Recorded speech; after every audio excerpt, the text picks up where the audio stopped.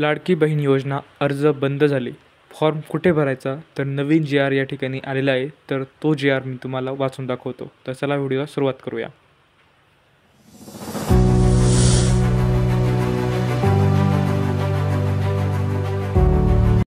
तर मित्रांनो, तुम्हाला आता मी तो जी.आर. वाचून दाखवत आहे. मुख्यमंत्री माझी लाडकी बहीण या योजनेअंतर्गत अंमलबजावणी सुधारणा करण्याबाबत.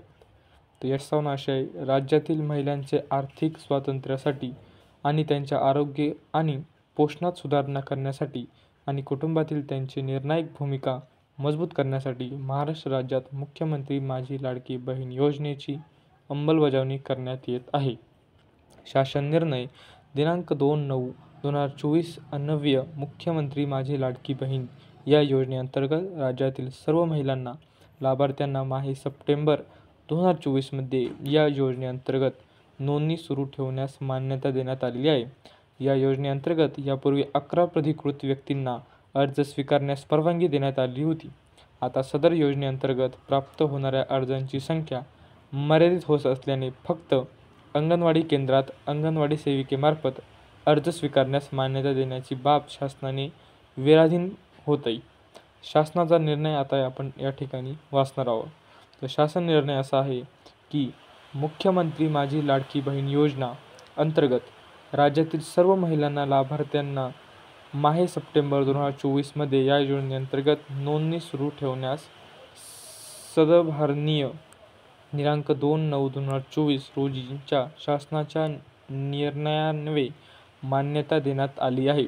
या योजनेअंतर्गत सदर्भाधीन शासन निर्णय 12/7/2024 व 25/7/2024 अन्वये नागरी व ग्रामीण भागातील बालवाडी सेविका, अंगणवाडी सेविका, समूह संघटन, मदत कक्ष प्रमुख, आशा सेविका, सेतू सेविका केंद्र, अंगणवाडी पर्यवेक्षिका, ग्रामसेवक व आपले सरकार सेवा केंद्र या 11 प्राधिकृत व्यक्तींना अर्ज स्वीकारण्यास अधिकृत करण्यात आले होते.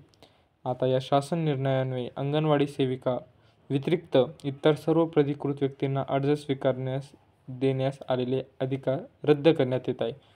सबब या शासन निर्णयाच्या दिनांकापासून फक्त अंगणवाडी केंद्रात अंगणवाडी सेविकेमार्फत अर्ज स्वीकारण्यास मान्यता देण्यात येत आहे. तर अशा प्रकारे जर मित्रांनो तुम्हाला अर्ज अजूनही करायचे असतील तर तुम्ही अंगणवाडीतील सेविकांना सांगून अर्ज भरून घेऊ शकता.